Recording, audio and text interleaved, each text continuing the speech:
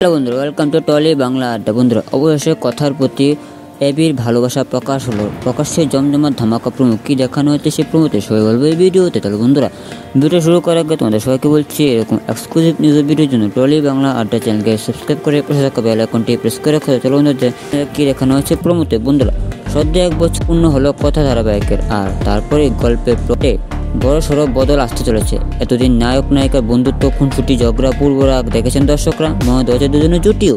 কিন্তু নায়ক তার মনের কথা টের পায়নি। কিন্তু যখন কথা মৃত্যু হচ্ছে, তখনই ভালোবাসার অনুভূতি বুঝতে পারলো এবি। সম্প্রতি ধারাবাহিকের নতুন একটি প্রোমো প্রকাশ্যে হয়েছে। কথা ধারাবাহিকে যে নতুন প্রোমো প্রকাশ্যে আনা হয়েছে, সেখানে দেখা যাচ্ছে হাসপাতালে বিছানায় অচৈতন্য হয়ে শুয়ে আছে কথা।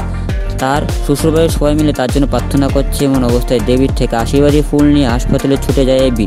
সেখানে গিয়ে সে কথাকে বলতে থাকে, চোখ খোল কথা, তোর জন্য মায়ের আশীর্বাদী ফুল এনেছি, তুই কথা বলবি বল।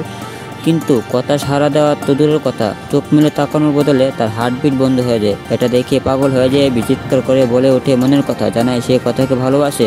কিন্তু পাচক মশাই মনের কথা এই তা শুনতে পারবে আদৌ? জেগে উঠবে কি কথা, নাকি সত্যি মারা যাবে কথা? কি মনে হয় তোমাদের বন্ধুরা? অবশ্যই কমেন্টে জানাও। ভিডিও ভালো লাগলে হতে লাইক করে চ্যানেল সাবস্ক্রাইব করে পাশে থাকা বেল আইকনটি প্রেস করে রাখো। চলো বন্ধু, আজকে ভিডিও শেষ করুন। আবার নিয়ে এক্সক্লুসিভ নিউজ ভিডিও শুধুমাত্র টলি বাংলা চ্যানেলে। ধন্যবাদ।